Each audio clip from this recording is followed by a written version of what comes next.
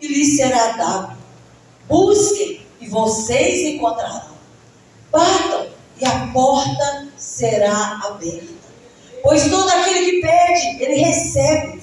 Aquele que busca, ele encontra. E aquele que bate, a porta abre. Vou ler de novo. Peçam e lhes será dado. Busquem e vocês encontrarão. Batam e a porta será aberta. Pois todo o que pede, recebe. O que busca, encontra. E aquele que bate, a porta será aberta. Você pode estender uma das suas mãos e dizer: eu recebo.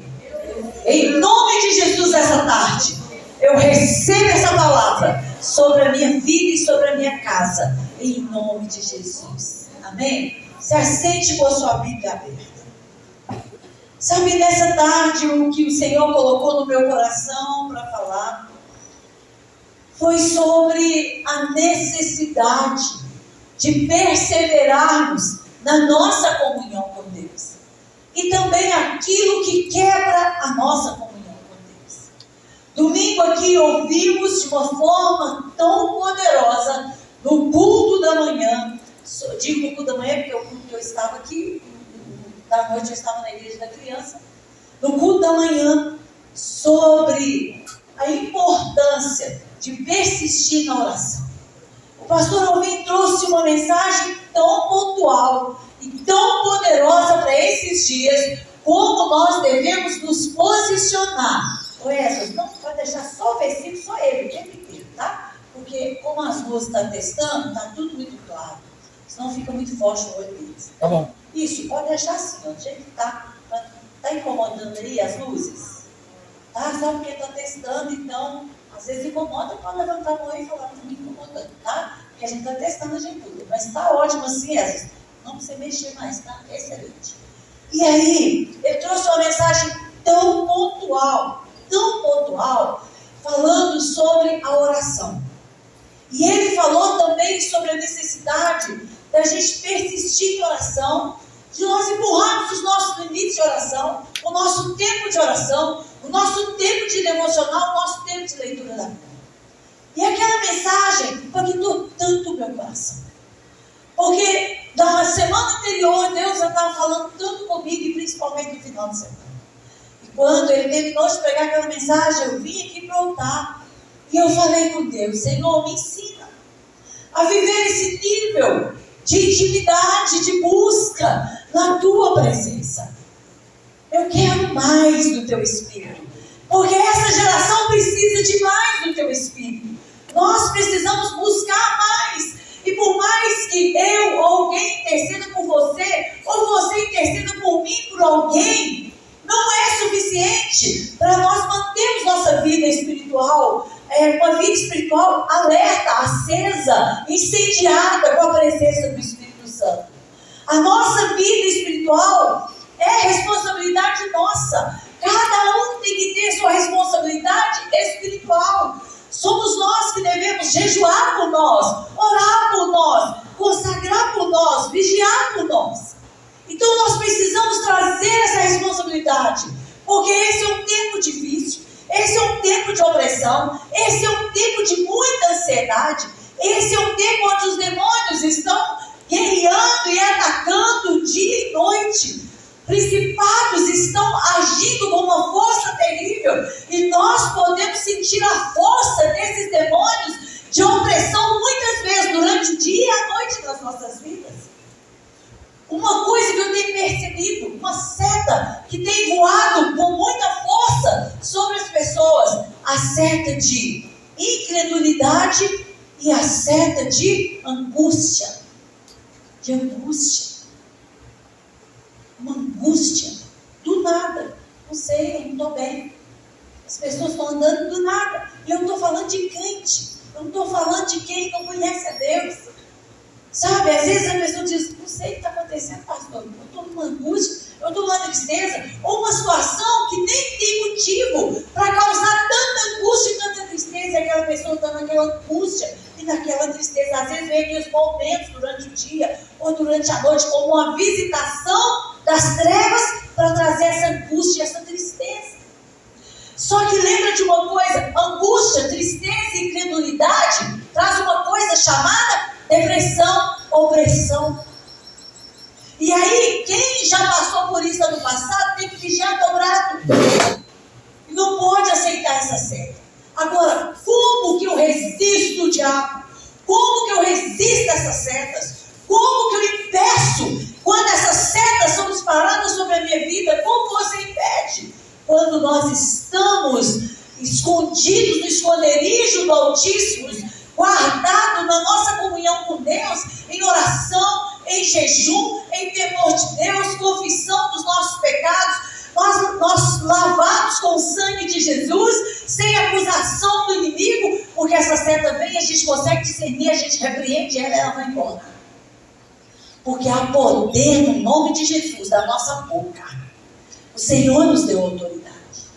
Mas aí, baseado nisso, eu quero falar para você sobre a necessidade de estar com Ele todos os dias.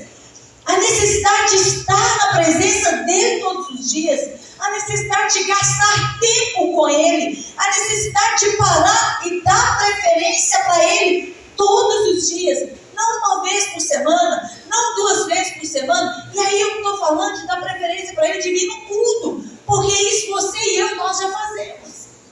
Mas eu estou falando daquele momento em que você para. Você entra para o seu quarto, você fecha a porta, ou você sobe para o monte, ou você vem para esse altar, ou você vai para a torre de oração, ou você vai para o sofazinho da sua casa, e você dobra os joelhos e você fala: esse é meu tempo com Ele. Sabe disso que eu estou falando? Todos os dias, onde você tem um momento e um lugar de encontro com Deus. Onde você se ajoelha e diz: Jesus, eu estou aqui. Jesus, eu estou te esperando, vem. Sabe, é o seu lugar de encontro, é o seu lugar de intimidade, é o seu lugar onde você se encontra com Ele todos os dias. E é nesse lugar que você abre o coração. É nesse lugar que você fala para Ele: Senhor, hoje eu estou triste. Senhor, hoje eu estou mal. Senhor, hoje eu estou sendo tentado. Senhor, e hoje eu quero pecar. A minha carne quer pecar. E eu corri para dentro desse quarto. Eu corri para a sua presença. Eu vim aqui, Senhor, porque eu preciso do escape. Porque eu preciso do Senhor. Senhor, hoje eu estou triste. Hoje eu estou ansioso. Hoje eu estou com medo. Hoje eu estou sem fé. Senhor, eu vim aqui porque eu sei que o Senhor é uma fonte inesgotável. E o Senhor pode arrancar de mim todas essas coisas. E eu posso levantar nesse momento de intimidade, na força de um boi selvagem, uma fé incrível, Senhor, que quando eu olhar para essas coisas, eu vou sobre elas e digo: no nome de Jesus eu vou contra vocês, porque no nome de Jesus eu posso todas as coisas. Sabe, você entra para o quarto temendo, triste, com medo muitas vezes, ansioso, querendo pecar, e você sai de lá forte, na força de um boi selvagem, porque Ele falou, porque Ele te visitou, porque Ele derramou nova unção, porque Ele ministrou sobre a sua vida, e agora você pode levantar dali e enfrentar tudo, porque Ele já te encheu de tudo que você precisava dentro daquele quarto, naquele momento de intimidade. Sabe, o que nós mais precisamos discernir nesses dias é uma coisa: é aquilo que Maria, irmã de Lázaro, discerniu. Quando Jesus chegou na casa de Maria e Marta e de Lázaro, aconteceu algumas coisas ali entre elas. Marta continuou fazendo o seu serviço. E Maria fez o quê? Parou com o seu serviço e se assentou aos pés de Jesus. Maria teve discernimento do momento certo de parar e se assentar aos pés de Jesus. Talvez esse seja o maior desafio desses dias: discernir ou ter uma forte determinação e dizer: agora é hora de eu parar com tudo e me assentar aos pés de Jesus. Você tem esse discernimento para a sua vida? Você consegue fazer isso todos os dias? Todos os dias. Parar e falar: esse tempo agora é de Jesus. Quando Jesus chegou, Maria parou com tudo. Mas interessante é que Jesus não chega em carne e osso à nossa casa igual chegou na casa de Maria. E aí quem tem que discernir a hora de parar, quem é? Somos nós. Se você não incluir na sua agenda, você vai dormir à noite e falar assim, ó, eu já discerni, amanhã, tal hora, é a hora que eu vou orar e parar tudo. Eu vou te contar uma coisa, você vai levantar, você vai trabalhar de manhã até de noite, até de madrugada se você tiver, e você não vai parar. Por quê? Porque você não tem nenhum propósito de parar. Mas não parar, irmãos, é um grande prejuízo. Há um grande prejuízo. Quando pela manhã você arruma o mundo espiritual sobre a sua cabeça, através da oração, da guerra espiritual, da oração em línguas, da intercessão sobre a sua vida, sobre a sua casa, sobre o seu trabalho, sabe o que acontece? O seu dia é outro, sim ou não? Você arruma, você dá ordem aos demônios, você expulsa os demônios, você coloca ordem, você proíbe ele de agir durante o dia, você coloca cercas, você levanta cercas de proteção através da sua oração. Sabe quem perde? Quem não para orar e ter um momento de intimidade com Jesus todos os dias, ali sozinho com Jesus, somos nós mesmos. Deus continua o mesmo. Mas quem perde somos nós. Quem perde somos nós. Então, ouça isso. Ouça isso. Você precisa ter definido dentro de você o horário que você vai orar todos os dias, o local que você vai orar todos os dias, aquele tempo que você vai parar e desligar tudo. Entra no quarto. Esses dias eu falava isso com a pessoa e disse, pastora, mas eu não tenho tempo assim. Não é, gente, não é não ter tempo. Não tem a ver com não ter tempo. Você pode ter 2 empregos. É uma escolha, sim ou não? Escolha. Você escolhe o que você quer ver. Se você também não orar, não tem problema nenhum. Só que os ataques vão intensificar. A cerca vai cair. Nós vamos falar disso agora mesmo. Quando as cercas caem. Então, você quer ter uma vida guardada no esconderijo? Gasta tempo com o Senhor. Gasta tempo com o Senhor. Faz como Maria. Para. E aí, eu quero te fazer uma pergunta para a sua avaliação pessoal. Nos últimos dias, quando você olha para a sua vida, para a sua alma, para o seu corpo, para a sua saúde e ao redor, na sua casa, na sua família, na vida dos seus filhos, lá no seu emprego, em tudo que envolve a sua vida. Quando você olha ao seu redor, como está a situação? Como está a situação quando você olha ao seu redor? Talvez alguém diga, pastora, não, está tranquilo, tudo bem. Talvez alguém olhe e diz, pastora, não está tudo bem. Então, caos. Os últimos dias foram difíceis. E aí você começa a olhar. E você começa a ver tantas coisas. E talvez essas coisas começaram a te desanimar. E você dizer, será que vale a pena viver? Será que vale a pena continuar? Será que a situação vai mudar? Será que Deus vai fazer mesmo? Porque tem tanto tempo que eu estou esperando. E você começa a questionar. Você começa a duvidar. Você começa a ter medo. Você começa a ficar inseguro. E você começa a pensar que as coisas vão acabar de desabar.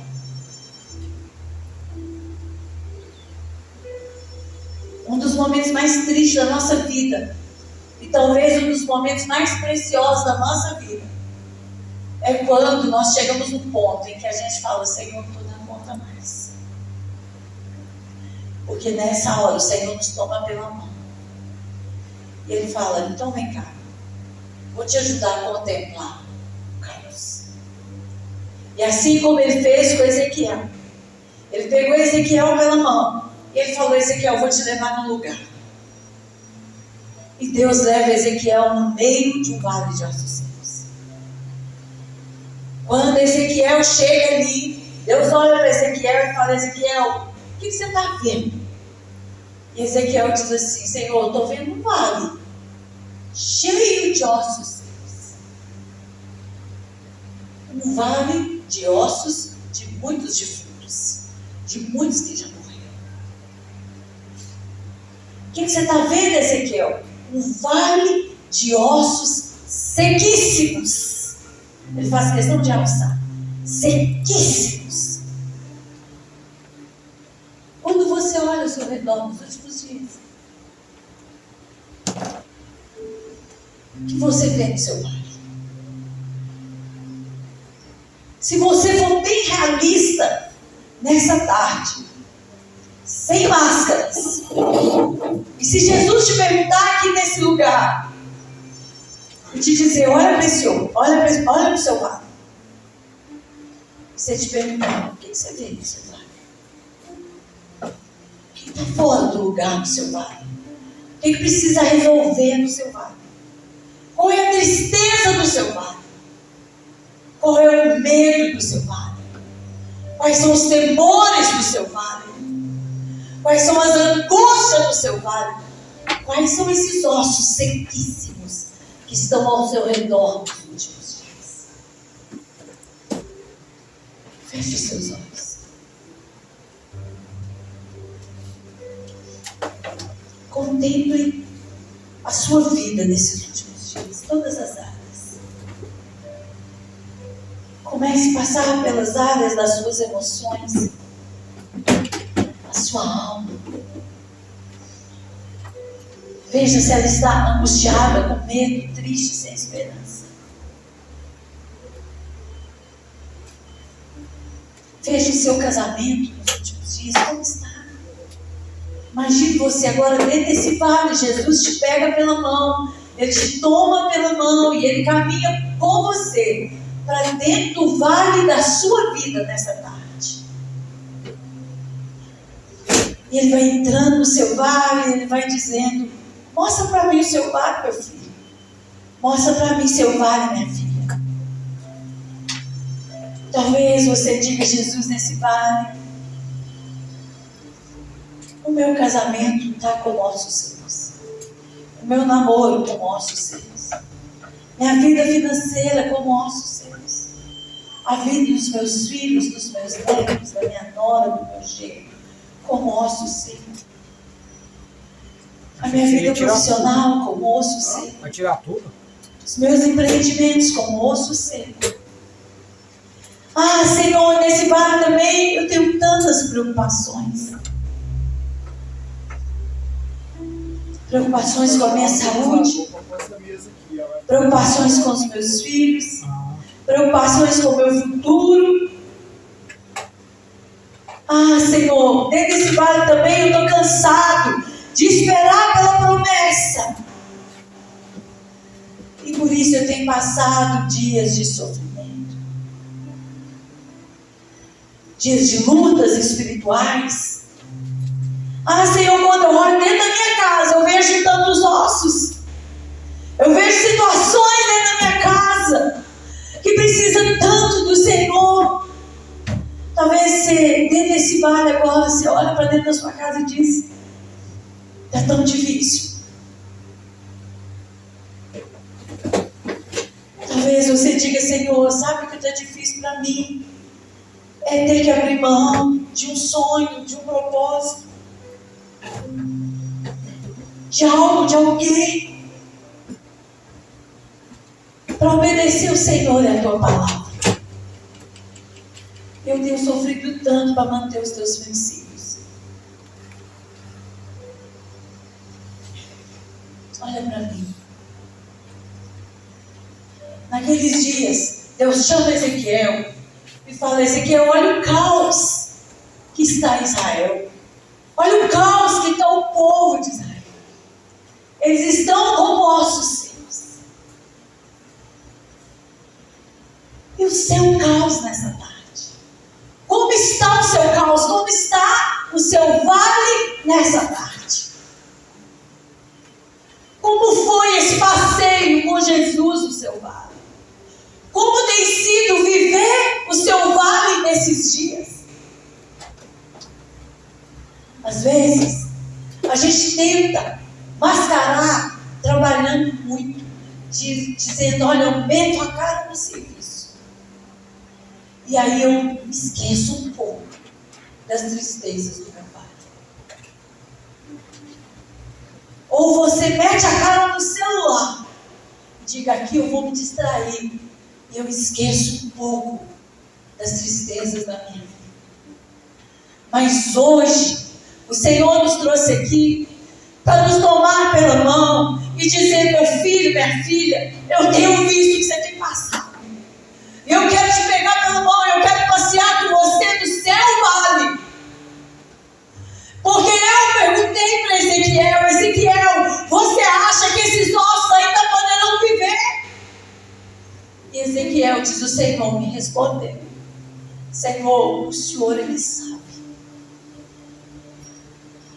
Talvez há perguntas dentro de você, há questões dentro de você, que se o Senhor dizer para você assim: você acha que eu vou fazer? Você acha que isso é promessa minha para a sua vida? Eu vou responder em algumas situações: Senhor, eu não sei, eu não tenho essa resposta. O Senhor é que sabe. E o Senhor está nos dizendo nessa tarde: eu te pego pela mão, eu caminho com você dentro do seu vale. E eu te pergunto: você crê que eu posso transformar esses ossos secos? E o Senhor disse: existe um jeito, Ezequiel. Profetiza. Profetiza sobre os ossos para que vivam. Eu estou falando para vocês aqui, sabe o que está me vindo na mente, na cena? Nós, dentro do nosso quarto, nosso lugar de intimidade com Deus, ou naquele lugar que você costuma orar, e aquele quarto como um vale, onde ali você coloca tudo ao redor de Jesus. E quando você coloca tudo ali ao redor de Jesus, Ele começa a passear sobre aqueles problemas, aquelas dificuldades, aqueles temores, aquelas tristezas. E Ele começa a tocar situações quando nós estamos dentro do lugar da intimidade.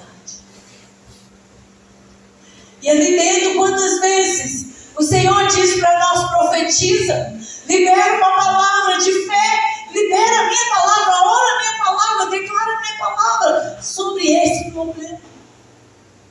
E o Senhor está dizendo nessa tarde: profetiza no seu lado. Profetiza no seu lado. Porque nem todo osso precisa continuar osso na sua vida a partir de hoje. Nem todo problema precisa continuar problema a partir dessa tarde aqui, nesse tempo, nessa igreja. Nem tudo que está como está pode continuar como está. Se o Senhor que sopra o Espírito sobre esse osso seco desse problema, num piscar de olhos, Deus pode mudar uma situação aqui na sua vida. E Deus pode dar uma virada. E Deus pode mudar tudo de um minuto para o outro. Tudo. Ele tem poder para mudar tudo de um minuto para o outro. O que falta muitas vezes é fé para liberar a palavra de Deus sobre aquilo que Ele está nos mostrando que Ele pode fazer. Porque muitas vezes nós andamos ao redor dos ossos, nós choramos ao redor dos ossos, nós questionamos ao redor dos ossos, nós entristecemos ao redor dos ossos, mas nós não liberamos a palavra de vida sobre os ossos. E nós saímos da oração e os ossos continuam ossos. Mas nessa tarde o Senhor está dizendo: profetiza sobre os seus ossos para que viva. Porque de um minuto para o outro, em um piscar de olhos, eu posso virar situações aqui nessa tarde.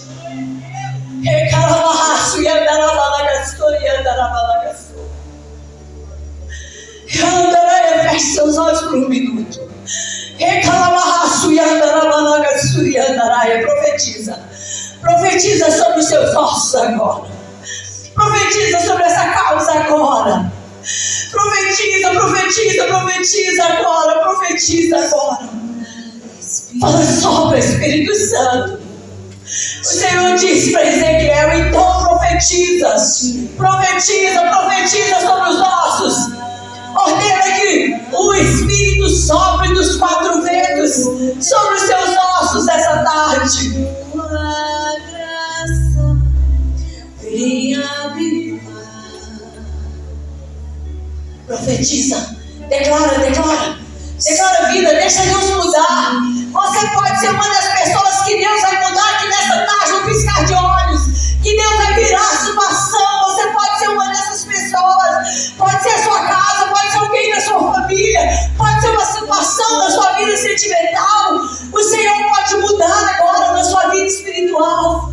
Ele pode fazer. Não há impossíveis para Ele. Não há impossíveis para Ele. Sobre o vale de ossos secos faz um exército se levantar sobre a Senhor. Levanta as suas mãos. Não, faz isso. Fala, Senhor, me vê aqui, me vê aqui, me vê aqui. Me vê aqui, me vê aqui, Senhor. Me vê aqui, ó, com fé nessa hora. De ossos secos faz um exército se levanta. Ele pode fazer isso nessa tarde. Feridas não tratadas. Vem, Senhor, vem. Vem restaurar. Ele caminha pelo vale com você. Veja vocês voltadas com Jesus nessa hora, andando no vale da sua vida. Veja Ele te mostrando como Ele pode fazer nessa tarde.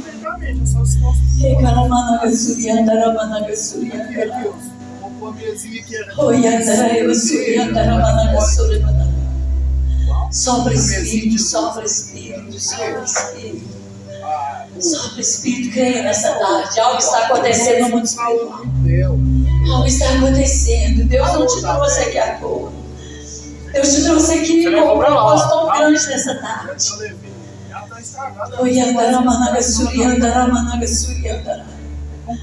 Você que ora em línguas, ora em línguas. Chega lá, marraço, andaramanagassu.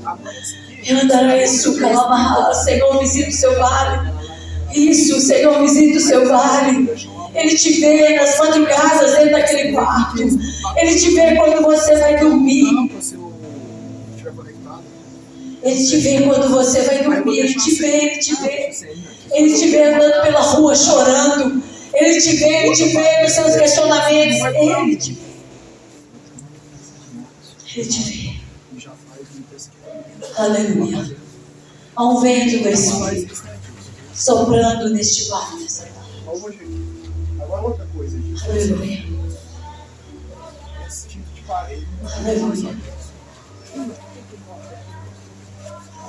Aleluia. Aleluia também tem isso. Não é pra mim, não. Recalamaço e andaramanagassu e andaramanagassu.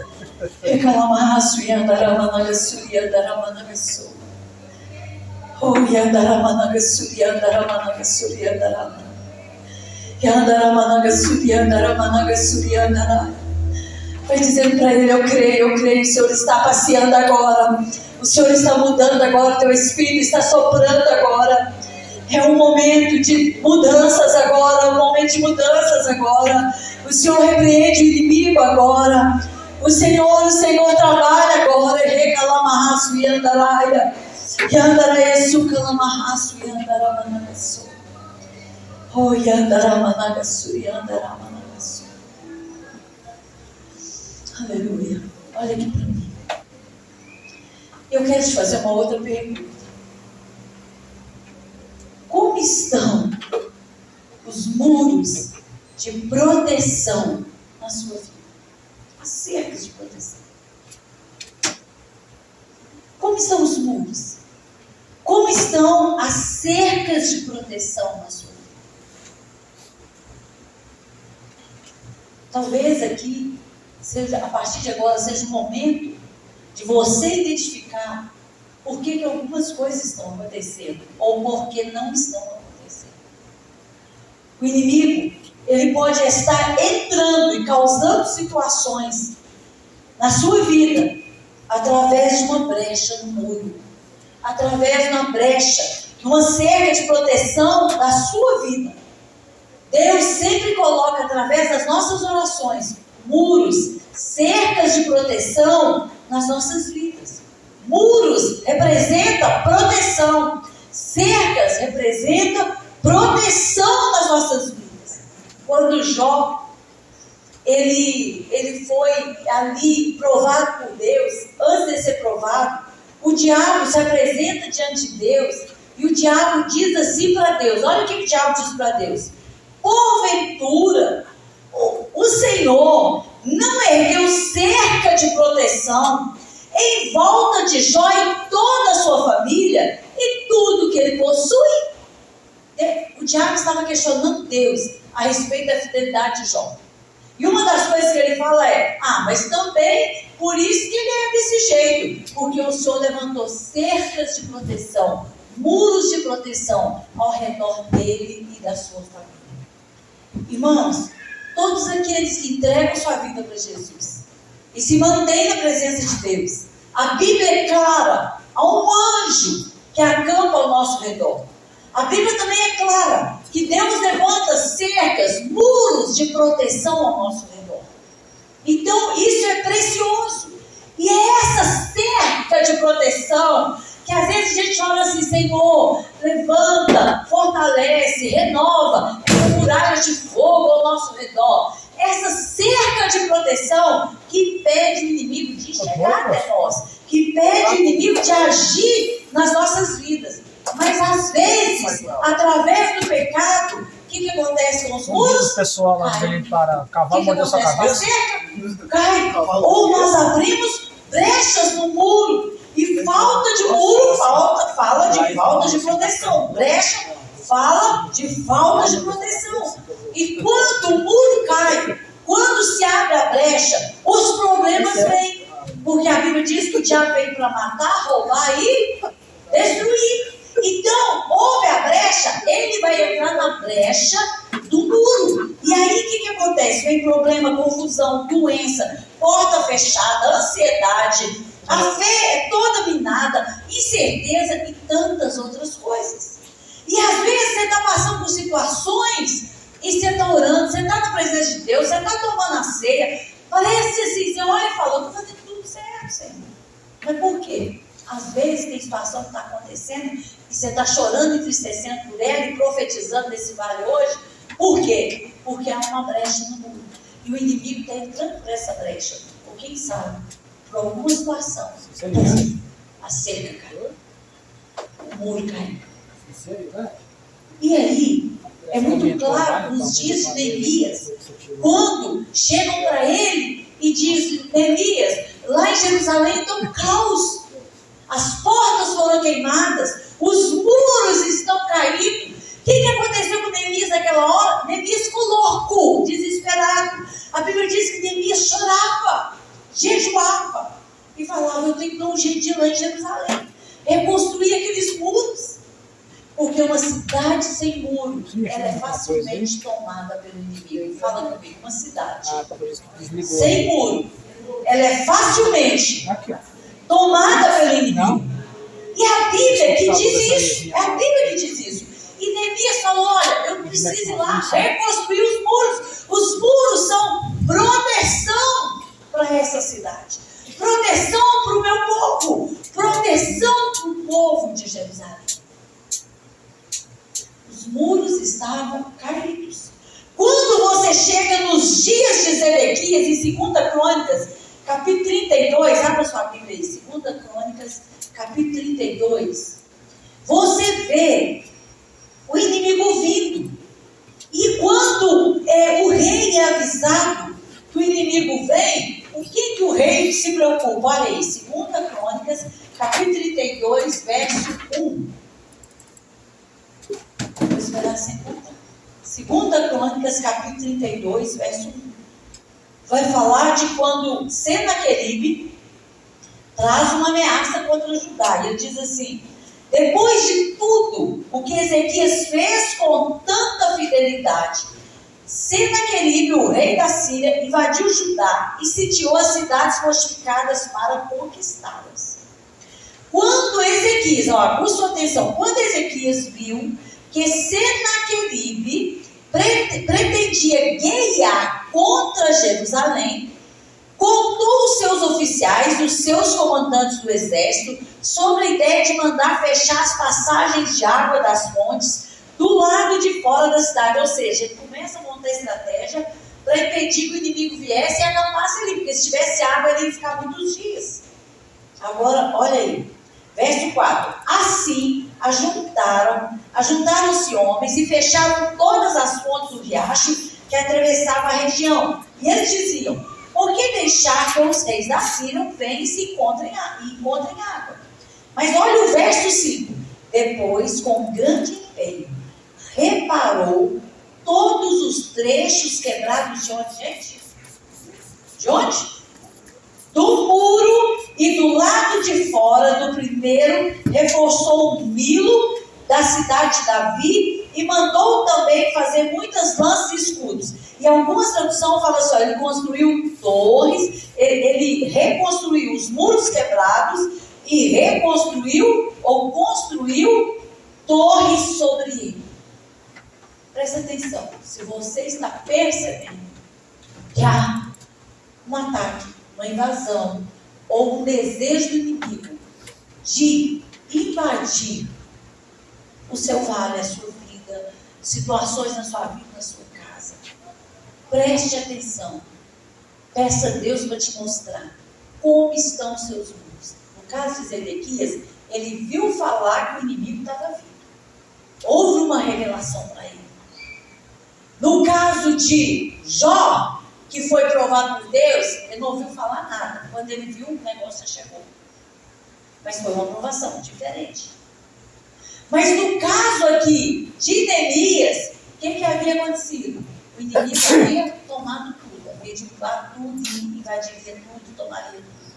Mas em quantas passagens na Bíblia, mexendo na poeira, o inimigo derruba os muros, o inimigo invade tudo, derruba as cercas por causa do pecado. Já tem alergia a isso. Então o pecado faz com que abramos uma brecha no muro, ou que derrubamos os muros mesmo, a cerca de proteção ao nosso redor. E o inimigo invade. E o inimigo, às vezes, começa a tomar espaço, começa a entrar na nossa geografia espiritual. Então, nessa tarde, nos dias de Ezequias, o que Ezequias fez? O que nós estamos aprendendo com ele? Ele preveniu. Ele falou: opa, peraí, o inimigo está vindo. Peraí, vamos correr, vamos fechar as brechas, vamos arrumar o buraco dos muros, vamos levantar mais torres de vigia. Quando ele vier, nós vamos atacar. Quando ele estiver longe, nós já vamos começar a atacar. Eu sei que tem pessoas aqui nessa parte que precisam organizar os seus muros de novo, porque Deus está falando nessa tarde: arruma seu muro, porque o inimigo está vindo. Tem gente aqui nessa tarde que os seus muros estão caídos. O inimigo já tomou sua cidade, sua vida há muito tempo. Mas tem jeito nessa tarde. Você pode recompor os seus muros. E você pode ir para torres de vigias nessa tarde. O pecado, ele derruba o muro. O pecado, ele abre a brecha no muro para que o inimigo entre. Mas não é só o inimigo que entra quando há pecado em nós. Deus também entra. A ira de Deus também. Quando nós falamos aqui de Malaquias, o que aconteceu nos dias de Malaquias? Deus ficou muito irado com o povo naqueles dias. E o Senhor dizia: se eu sou Deus, onde está minha honra? E Deus começou a falar com aquele povo, Deus começou a falar com aquele povo. Mas aconteceu uma coisa nos dias de Amós, e eu quero trazer isso aqui para você, para a gente fechar essa mensagem. Nos dias de Amós, aconteceu algumas coisas e parece que Deus está abrindo os meus olhos para esses livros dos profetas. E aconteceu algumas coisas onde a ira de Deus se aplacou muito. E os muros caíram tudo. E quando os muros caíram nos dias de Amós, Deus virava e era assim: só taca fogo aqui, taca fogo aqui, taca fogo aqui.